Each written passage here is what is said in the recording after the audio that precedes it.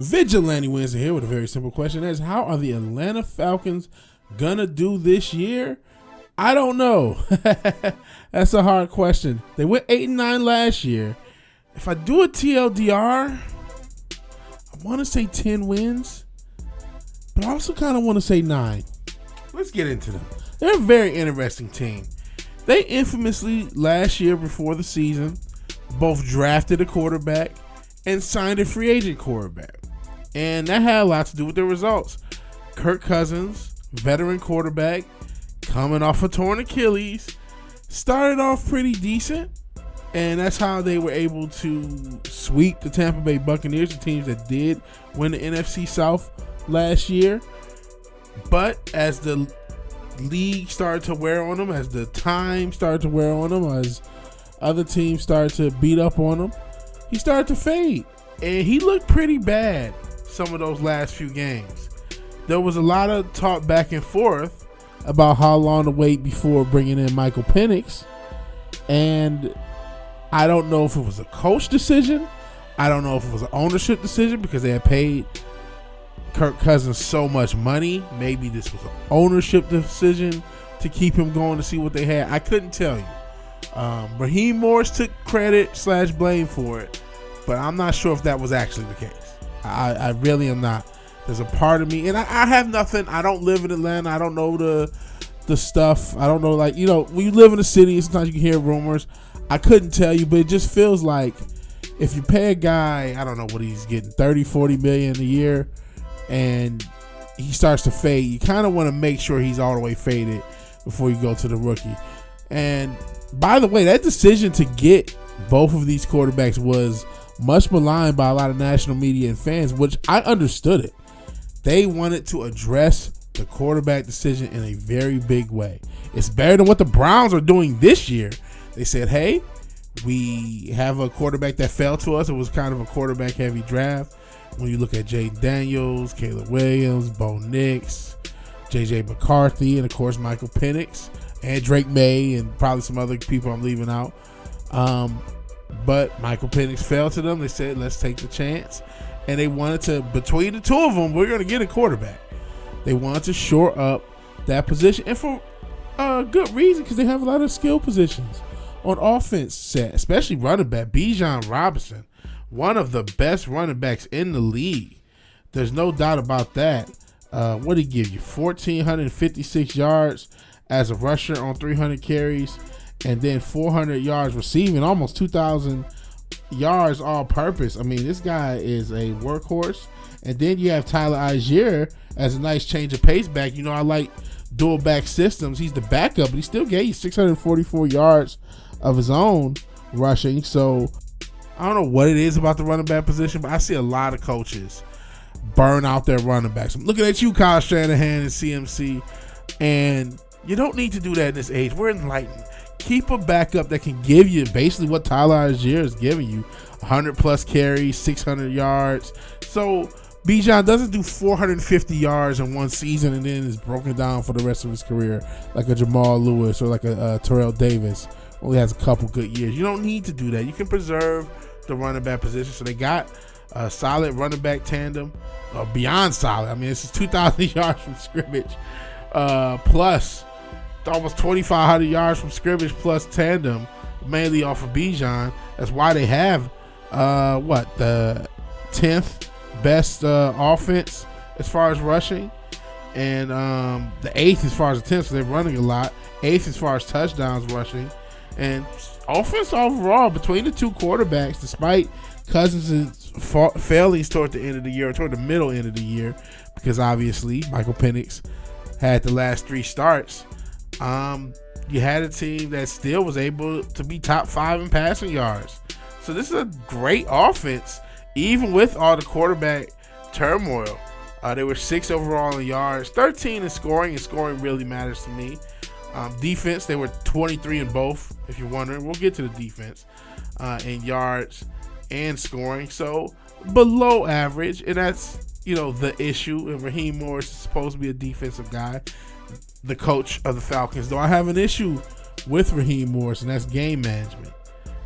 He had a game against the Redskins, or the Commanders, excuse me.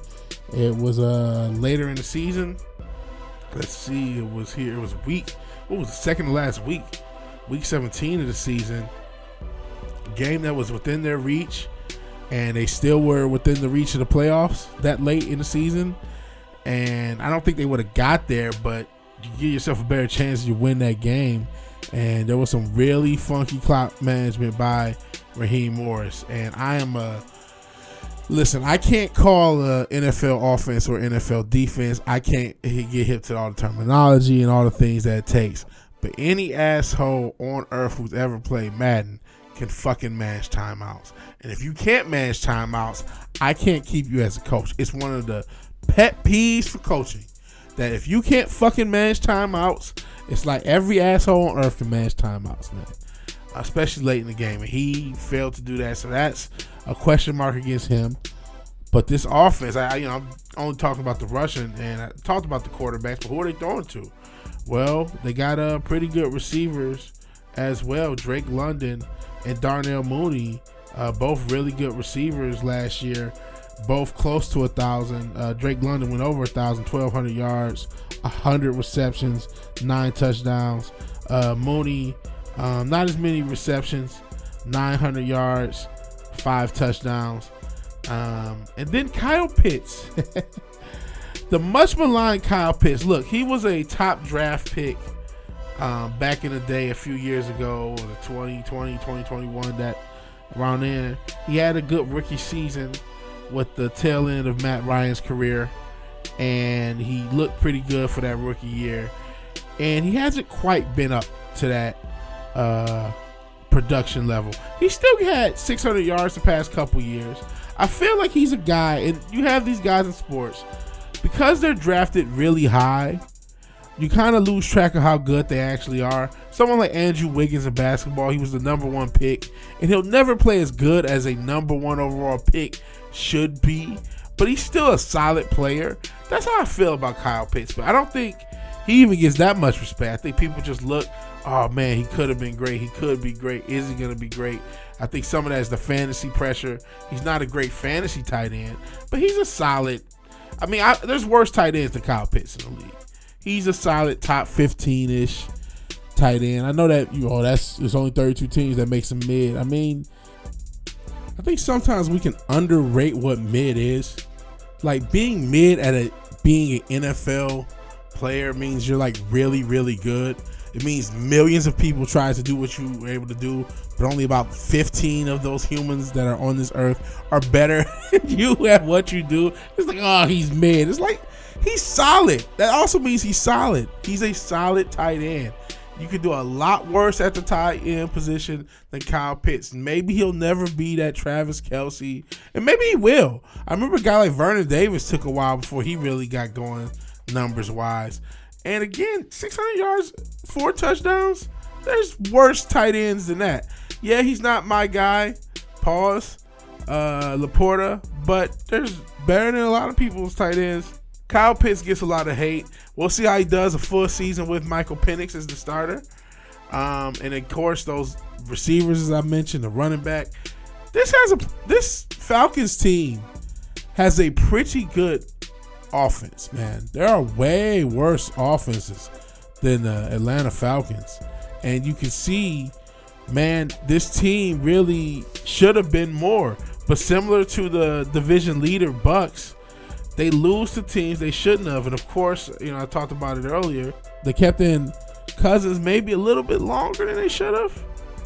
Maybe a little bit longer. Not maybe. It was definitely longer. But who made that decision? I don't know. I couldn't tell you. Cousins still had 3,500 yards in 14 games. So he was still putting up pretty good numbers. And Penix had 700 yards in 3 games, or 5 games, 3 starters. I think they had good quarterback play most of the season, but that middle patch when Cousins started to fall off was the tail end. And then, Penix's numbers don't maybe look perfect. He was 1-2 as far as record. Again, going back to that Commanders game that they probably could have won. They did lose to the Panthers late, which I think the Panthers are still going to be a scrappy team. They're going to take some games from the AFC South. The AFC South in general is going to be a little bit improved. The South in general, South will rise again. The NFC South and AFC South, I'm sorry if I mixed those up, but they've seen better years. And I think the past couple years they've been a little bit maligned, hence why this schedule, which we're about to get into, is so easy. But I think this is the year that, again, Carolina's going to probably give you 7 or 8 wins, maybe 9. The Falcons, I can't remember what I said. I say 9 or 10. They're giving you 9 or 10 wins. That's why I would say 9 or 10. If I had to pick, I'm going to go with 9. But I probably went with 10 to be nice, to be different from what they are. But I'm going to go with 9 or 10. That's what I'll see in the schedule. Let's get into the schedule. Well, actually, no. Let's get into this defense. I haven't really talked about the defense. There's not quite much to say outside of this interesting draft of them taking a draft pick that I could have used for the Lions as far as an edge rusher and James Pierce Jr. and trading up to get him. They got 2 first-round picks this year on the defensive end. This draft, they were able to draft Javon Walker and James Pierce Jr. in the first round, and they added safeties like Xavier Watts and Billy Bowman. And so they're trying to do a lot in the draft as far as rebuilding this defense. 23, not the worst defense on earth. Granted, another team in this division, the Bucks, have a little bit better of a defense and a much better offense. And when you got a team like the Bucks, they're gonna, even if you beat them, they're gonna still put some mileage on that defense. And there's teams they're gonna face and that they face that are gonna put mileage in their defense. Like I said last year, they faced Washington. They faced some good teams. So, you look at the teams they faced. They faced Washington. They faced the Chargers. They faced the Broncos. They faced the Chiefs. They faced the Eagles. They faced a lot of teams. And they beat the Eagles, believe it or not. The Eagles had trouble with the NFC South, believe it or not. But there were a lot of teams where you're like, yeah, they're going to put some mileage on your defense. Even the Seattle Seahawks, who they lost to. Geno Smith, who we'll get into when we talk about both Seattle and the Raiders, he's the best dollar per quarterback you can get the past 4 or 5 years. And that team went 10-7. So there was a lot of teams that had pretty good offenses to make your defense look a little worse than maybe they were. And then you start adding some pieces in the draft, and maybe you can do something. That's why this NFC South, that's the reason I only said 11 games when I talked about Tampa Bay. And that's like, I don't know about this NFC South. I don't know if it's going to be as weak as it usually is. You might have some smoke. And I think this team can provide the smoke if Penix is who he should be. And hell, even if he's not, if nobody trades for Kirk Cousins and it doesn't look like anyone has, he's a hell of a backup to have. Yeah, he's expensive, but eventually you'll get out of that contract. And when you do, you'll have enough to build around Penix. Hopefully you get at least a couple seasons of him under that rookie contract or having to give him the bag. We'll see how that goes. Because I'm not a cap expert with everything with that. But if Penix, there is an issue with him, you got Kirk Cousins, who'll be another year removed from his Achilles injury. So hopefully a year healthier. He's not as mobile as he once was. He was never a speed burner, but he's definitely lost noteworthy mobility from even his early days with the Vikings, let alone his days with the Redskins. And at the time, they were the Redskins. So, not to say he was a speed burner, but he was just much more mobile. He was just much more mobile and better in the pocket. He wasn't he's a statue now. He is an absolute statue. And that's the issue. And, you could say some of that's the offensive line, but some of that's him. So let's get into the schedule. Like I said, the defense, they added a lot of players through the draft. They maybe weren't as bad of a defense as you really think they were because they did face some teams that had some smoky offenses. And they'll face some teams with some smoky offenses this year. Don't get me wrong. You start off with Tampa Bay, who's one of the best offenses in the league. Then you got the Vikings, who could be one of the best offenses in the league if J.J. McCarthy is who a lot of us think he can be. Then you got the Panthers. I talked about them. They got a lot of promise. I'm not saying they're guaranteed to be tough, but I kind of think they will be. And then you got, of course, the Commanders / Redskins. So, and then you got the Bills after your early bye. It's a tough start to the season. And then having that early bye really does suck. So, This leads me back to maybe 9. That's a tough start. You get some relief in the middle, but even then, I think it's formidable. You got the 49ers. A lot of people think the 49ers are going to be a good team. Some people even think the Dolphins can get it together. They're going to at least be an explosive offense. I'm pretty high on the Patriots, and I'm high on the Colts. So that middle part is sneaky too. Then you're going to have to deal with the Panthers again. Now, I think the Saints are a team you should be better than. The Saints are a team you should be better than. The Jets are a team you should be better than. And the Seahawks, I believe you should be better than where the Seahawks are now. I could be wrong. Maybe Cooper Kupp can resurrect his career there. Maybe Darnold is more than a one-year wonder. I don't know. So maybe the Seahawks by that. We'll see. We'll know who the Seahawks are by then, by week 14. That could go either way, maybe, because if the Seahawks do have it together, and that could be one of those, maybe a wild card type stuff. Maybe if the Seahawks have their shit together, and that is a tough game, and if you're who I think you could be a 9-8 or 10-7 win type team, this is where this might be a fucking wild card / playoff implication type game with the Seahawks. Same with next week with the Bucks. It's depending on how the fucking Cardinals can be, because there's a lot of teams where you just don't know if they're going to click. We know every fucking year there's going to be teams that didn't make the playoffs that make the playoffs, and teams that did make the playoffs that don't, and you never know who's going to fucking click. And so you got a lot of teams on this schedule. This isn't the toughest schedule, but it's a tricky schedule. I don't know what the Cardinals are going to be right now. I don't know what the Seahawks, as I mentioned, right now, or the 49ers, or the Colts, or the Patriots. Let's say all those teams suck. Now, this schedule is a lot easier than I think. Let's say all those teams are tough. Now this schedule is a lot tougher. So this is one of those flexible schedules where if you go off of last year's wins versus losses, it's not the hardest schedule, but with the potential of some of these teams to improve, this could be a tough schedule, especially, this stuff all the way throughout. There's really no let up. After the Cardinals in week 16, you got the Rams in week 17, and then you got the Saints in week 18. You should be able to beat the Saints. I'm not expecting much from them, but a lot of these teams, even teams, okay, I'll give you spoilers for some of the teams we haven't gotten into and what I think. I think the 49ers, a team I tried to make a video on 50 times. It kept going wrong. I don't think the 49ers are going to be as good as everyone else does. Cardinals, I kind of don't think they're going to be as good as they should be. The Colts, I am high on, and I'm kind of high on the Patriots too. I think those will be two teams that can make the playoffs that didn't last year. So yeah, the Patriots and Colts, we're partying like it's 2011 again.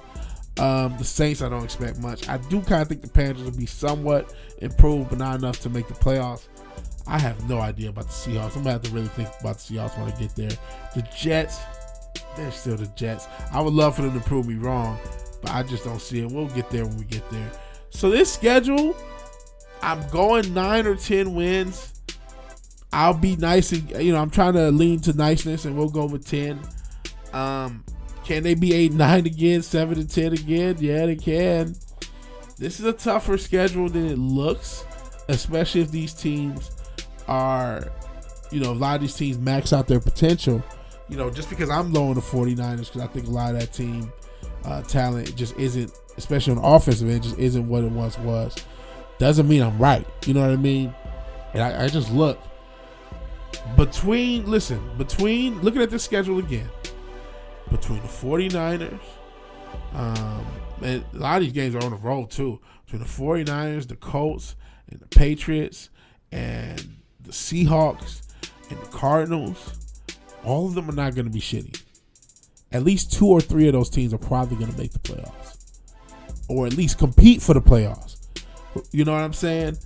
So those are going to be games, and I'm not adding the Dolphins in there, which they still have Tyreek Hill and Tua. They still got some explosiveness on that offense, and they just made a trade for Minka Fitzpatrick, bringing him back. You know what I'm saying? And I'm not, counting the Panthers, who have, just drafted a wide receiver top tier or in the top 10 in Ted McMillan, and have a lot of interesting things on their offensive side as well. So it's like, you got to schedule. You got to schedule probably tougher than you deserve, considering how mid they were. But I'm going to be nice to them. I'm going to say there's enough explosiveness on offense, and Michael Penix is going to be who everyone thinks he's going to be. So I'm going to give you 9 or 10 wins. 10 to be, if you need to put a gun to my head, pick a number, I'm going with 10. I'm going to be positive, especially because you did beat the Bucs twice. If you were able to beat the Bucs twice last year, as good of a team as that is, there's something there, man. You're probably able to split with them this year. There's something there. If you got something, if you're good enough to beat them, then you should be good enough to beat enough of these teams, even if they are going to be a little more formidable than everyone else thinks. All right, this video went long. There was a lot to talk about with the Falcons. They're a very interesting team, man. Very interesting team. I didn't really get into the history. We all know 28-3. And they've been really rebuilding from that moment. I hope they can do it. I'm hoping for you guys. There's a lot of talent on offense, and I don't think this is the worst defense on earth. So we will see what the Falcons do. But what do you think for this 20-minute monstrosity of a video? If you like the video, please like the video. If you're so obliged to share and subscribe, please do that. And even if you do none of these things, thank you for watching. Thank you for your time. Good night. God bless. I'll talk to you guys later. Peace.